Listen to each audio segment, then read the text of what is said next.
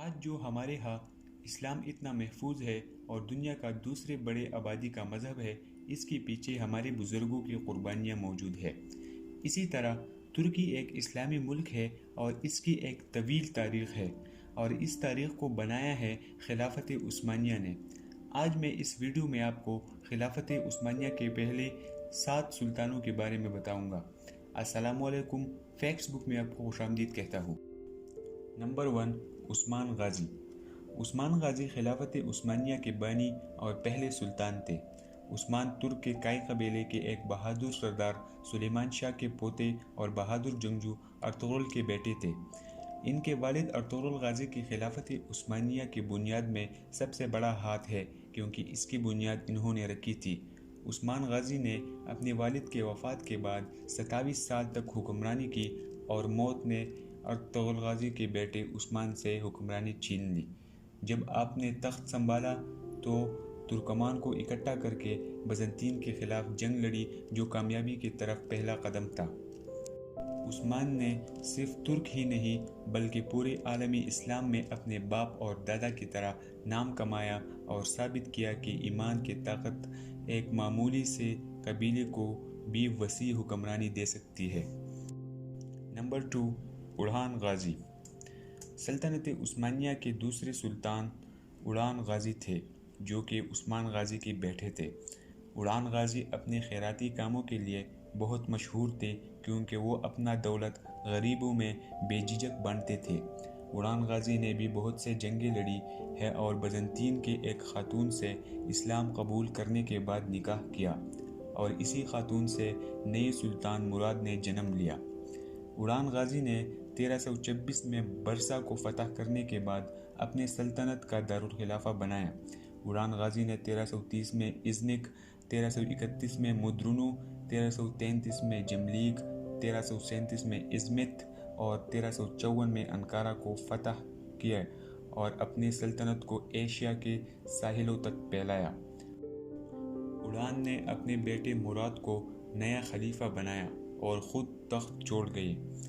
بعض مورخین کے مطابق 1358 میں اور بعض کے مطابق 1360 میں اڑان انتقال کر گئے۔ نمبر 3، مراد فرسٹ۔ مراد ان سلطانوں میں آتے ہیں جنہوں نے 14 سنچری میں بھی حکومت کی ہے۔ جب مراد نے تخت سنبھالا تو اس کے بیٹے ابراہیم اور خلیل نے بغاوت کر دی، اور اس وقت مراد جنگ کی مہم میں مصروف تھے۔ جب وہ گھر واپس آئے اور بغاوت کا پتہ چلا تو وہ اپنے دونوں بیٹوں کو قتل کر دیا۔ 1362 میں مراد نے ادرین کو فتح کر کے برسا کے بعد دوسرا دارالخلافہ بنایا۔ مراد نے بلغاریہ، میسیڈونیا اور سربیا کو بھی فتح کیا ہے۔ اپنی خلافت کے دوران مراد نے 37 اہم جنگیں لڑی ہیں اور وہ ساری جیتی ہے، اور انہوں نے 1389 میں کوسوو کی جنگ میں شہادت پائی۔ ان کو برسا میں دفن کیا گیا ہے۔ Number 4، Bayazid first. مراد کے دونوں بیٹوں نے تو بغاوت کر کے اپنا جان گنوایا تھا، مگر بایزید نے اپنے باپ کے اصول پر چل کر اپنا منصب حاصل کر لیا۔ سلطنت عثمانیہ کے چوتھے خلیفہ مراد کے بیٹے بایزید تھے۔ بایزید ایک اعلیٰ تعلیم یافتہ اور پڑھے لکھے تھے۔ 1381 میں یہ کیسری کے گورنر منتخب ہوئے۔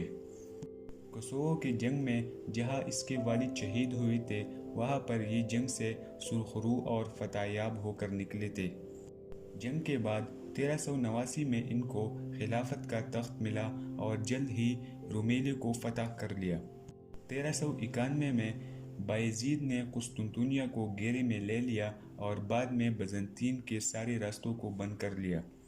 بایزید اپنے آباء و اجداد کی طرح اسلام کی سربلندی کے لیے بہت قربانیاں دے چکا ہے اور بہت سے جہادوں میں سرخرو ہو کر نکلا ہے، مگر انکارا کی جنگ کے بعد ان کو تمرلین سے شکست کھانی پڑی اور وہ قیدی بن گئے۔ ذہنی دباؤ اور صدمے کی وجہ سے ان کو قید میں ہی موت آ گئی۔ نمبر 5، محمد فرسٹ۔ سلطان بایزید کو شکست کے بعد علاقے بایزید کے 3 بیٹوں میں تقسیم ہوئے، جس میں محمد کے حصے میں اماسیا کا علاقہ آ گیا۔ اس تقسیم کی وجہ سے محمد کے بھائیوں کے دل میں محمد کے لیے بغاوت اٹھی اور پھر محمد اپنے بھائیوں سے لڑ کر فتح یاب ہوا اور سلطنت عثمانیہ کو تقسیم کرنے والوں کو ختم کر دیا اور سلطنت عثمانیہ پھر سے بحال ہوا۔ اسی لیے محمد کو سلطنت عثمانیہ کے دوسرے بانی کہتے ہیں۔ محمد نے اپنے دور حکومت میں بہت سے پریشانیوں کا سامنا کیا ہے، جیسے کہ اپنے بھائیوں سے لڑائی وغیرہ۔ محمد نے کرمان کو بھی فتح کر لیا تھا۔ نمبر 6، مراد سیکنڈ۔ محمد کے بعد ان کے بیٹے مراد نے تخت سنبھالا، جس کو محمد نے اپنے دادا کا نام دیا تھا۔ سلطنت عثمانیہ کی تاریخ میں ان کا ایک اہم کردار ہے۔ مراد نے سلطنت عثمانیہ کی روایات کو برقرار اور جاری رکھا۔ 1430 میں سلونیکا کو فتح کیا اور ہنگاری کے خلاف کمپین شروع کی۔ مراد ہنگاری کی فوج سے بہت تنگ تھا کیونکہ وہ اکثر آٹومنز کو اپنا ہدف بناتے تھے۔ مراد کے ہاتھوں عیسائی فوج کو بھی شکست کھانی پڑی تھی۔ 1444 میں مراد نے عارضی طور پر تخت چھوڑا اور بعد میں دوسرے دور میں آیا۔ 1451 میں مراد فوت ہوئے اور بصرہ میں دفن کیا گیا۔ نمبر 7، محمد سیکنڈ۔ مراد نے اپنی طرح اپنے بیٹے کا نام اپنے باپ کے نام پر رکھا تھا۔ محمد 30 مارچ 1432 کو پیدا ہوئے اور 3 مئی 1481 کو وفات پائی۔ کیونکہ وہ سلطنت عثمانیہ کے 7ویں سلطان تھے تو انہوں نے اپنی سلطنت کا کنٹرول بہت وسیع کر دیا۔ ساؤتھ ایسٹرن یورپ سے دنوب اور اناطولیہ سے یوفریٹس ریور تک اپنا سلطنت کو پھیلایا۔ اسی دوران محمد کے والد مراد تخت پر واپس آ گئے اور وہ اپنے بادشاہت کو جاری رکھا۔ ان کے انتقال کے بعد محمد جب دوبارہ تخت پر آ گئے تو انہوں نے سب سے پہلے قسطنطنیہ کو بزنطین سے آزاد کروایا۔ آج کے لیے اتنا ہی۔ اگر آپ کو ویڈیو پسند آئے ہو تو لائک کریں، شیئر کریں، چینل کو سبسکرائب کریں اور بیل آئیکن پر ضرور کلک